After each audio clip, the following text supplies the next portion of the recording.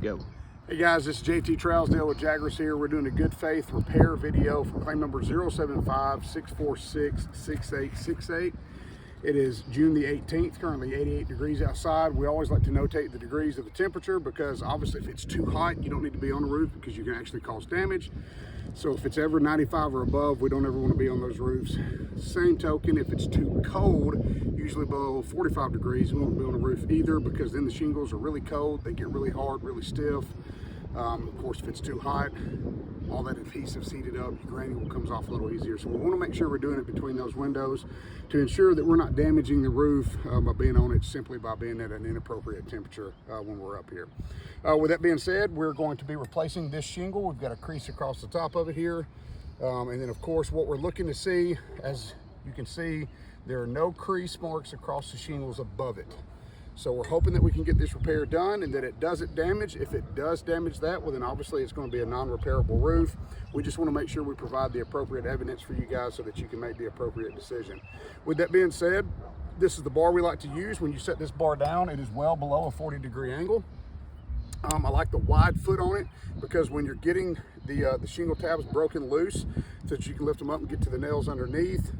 If you got a small one, obviously when you're getting underneath, that's a lot of pressure on a very small point. Sometimes you can puncture through. We like that wide foot because it distributes that pressure a little evenly so you're not as prone to poking through the shingle. And then of course, when I'm getting the shingles loose, I want to get under the edge and I always slide back and forth, never up and down. Because again, when I'm going up and down, I'm prone to poking through the shingle. I want to make sure that I'm not damaging the shingle. I want to be as gentle as possible as I can be with it. With that being said, once I get underneath the shingles and of course get to the nails, I will always go underneath the nail, under the shingle, get underneath the nail good.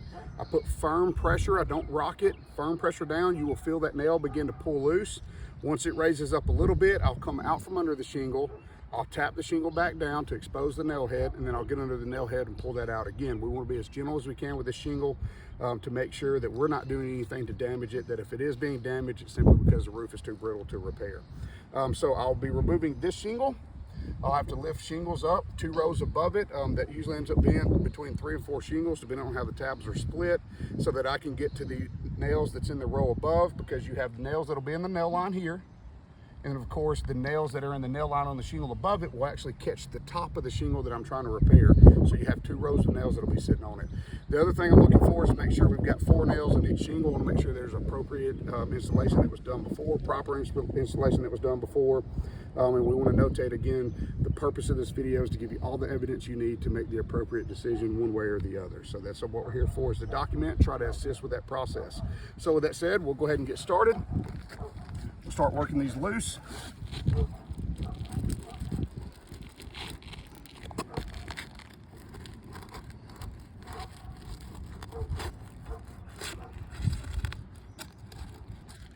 So already, just from even moving the shingles a little bit, I mean, granules, you can see it. I mean, it's that loose on here. This is a very old roof. I'll be honest, even just getting the bar underneath here, it already feels like the shingle wants to tear. So I'm having to make sure I keep this bar good and flat and keep that wiggle to the left and to the right so that I don't puncture through. But even with that, I can see this trying to egg up. I mean, this is already not looking, it's not looking very promising at all.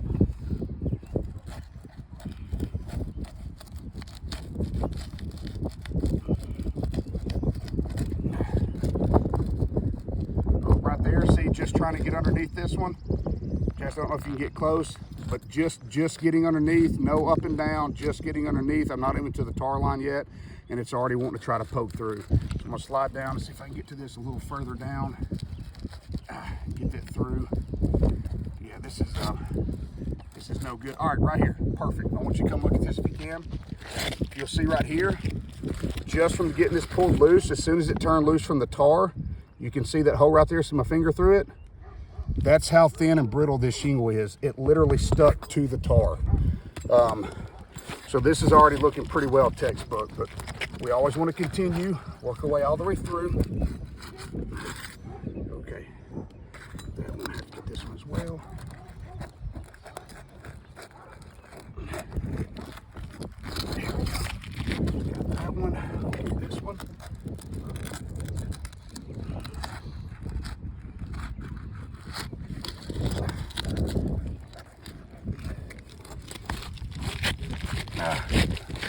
Yep, right there. Again, I don't know if you can see that. You can see where the matting's already starting to crack, where it's wanting to push through. Definitely not looking good. Okay, 3, I think that'll be what we need. So, with that being said, let's lift these 1 nail, 2 nail, 3 nail, and 4 nail. None of the nails are in the tar line, so good install, whoever did this before.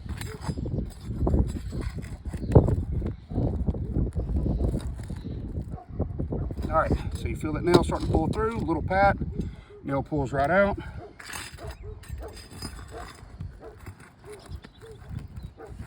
Again, underneath, steady pressure down, feel the nail pulling up, pat down, pull.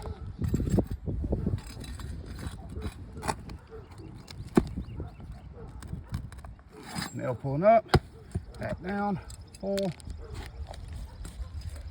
And then last one. Nail pulling up, pat down, and pull.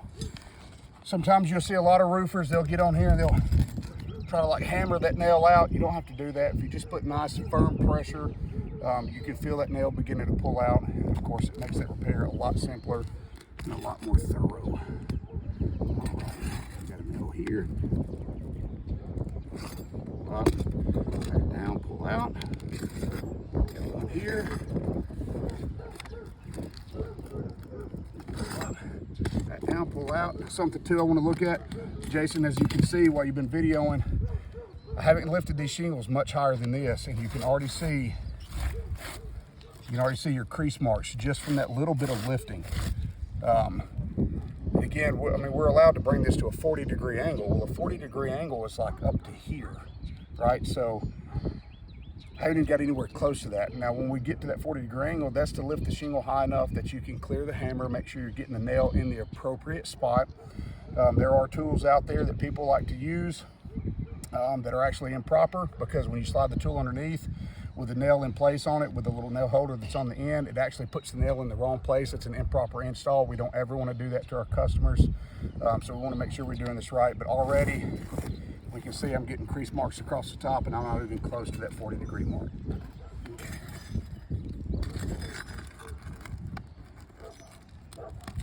Nail up, nail out. Now,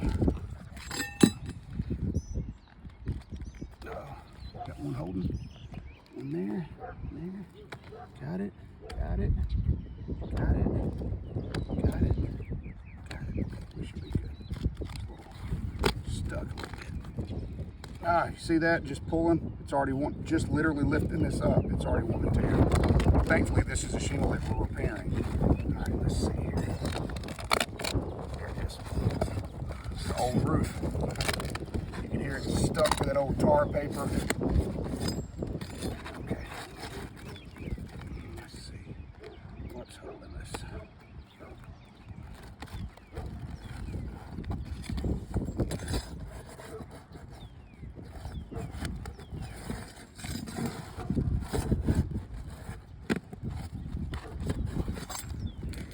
There it goes. All right, as you can see, nails all in the appropriate spots, so good install, whoever did that before. You can see again, they're all in the nail strip. Good shot there. All right, now, same brand shingle. The color that needs to be done for these repairs or the replacements coming on is on order, so we want to make sure we at least use the appropriate shingle. Once those get in, we'll take this shingle back out and swap it back out with the appropriate color if it's not approved for full replacement. I don't think we're going to have much argument there. This roof is textbook brittle. It's non-repairable. You can see just from barely lifting, I've got crease marks across 1, 2, 3, 4 shingles. So in the process of repairing this one, I've now damaged 4.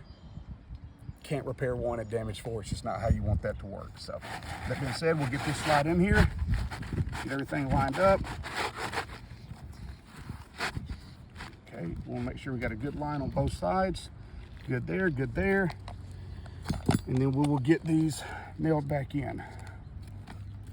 Oh, goodness. All right. Up real fast.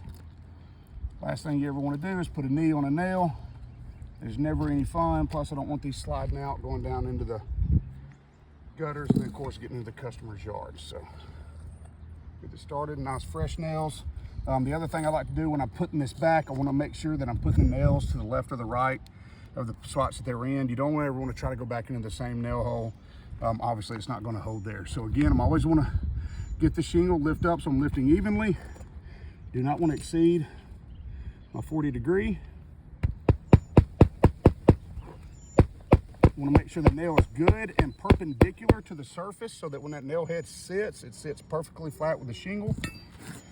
That is what a proper nail placement is. We have seen claims get denied over improper nail placement, which is why we will not ever use some of the tools they got out that somebody made to try to assist with these repairs. They just didn't quite think they're designed through. Now, just with even hammering these nails in, you see all the granule falling, and it's falling out of those creased lines. You can literally hear it, and you can see it all building up. I mean, I got a whole little truckload down here right up against my pitch hopper. So again, textbook non-repairable, creasing on the shingles just from lifting them up, not exceeding past that 40 degree. And of course now I've got all this damage that I've created above the shingles. I know that's unfortunate, but we want to make sure we document those things. Obviously, the insurance companies usually do their best to try to look out and make the right decision, but they need that appropriate evidence. They need to make sure that they can see and understand the situation. So that's what we shoot these videos for.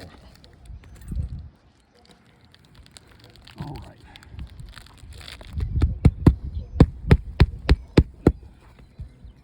All right, get that one back in.